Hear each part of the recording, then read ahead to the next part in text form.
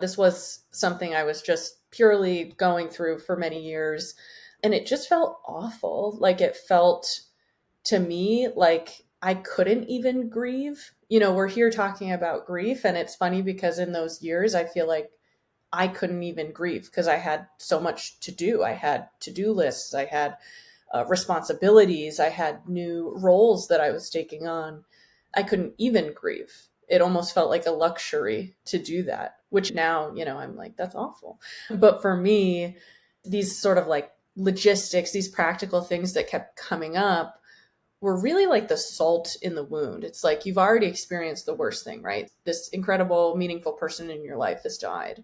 And now, please go wait on hold with the bank for an hour and a half, or get disconnected after the third try and have to start over, or, figure out that there's mold in this place and now you have to reduce the property value by so much.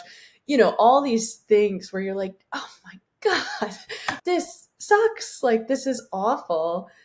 And it wasn't until, I really moved out of the epicenter of this whole experience that I was going through that I really started to see it in a more practical way. And I thought, it's so weird that there's nothing out there for people going through this sort of thing.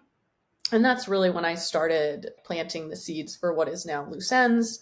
And then in time, also recently now, Build Coalition. But really, that was the beginning of what I saw.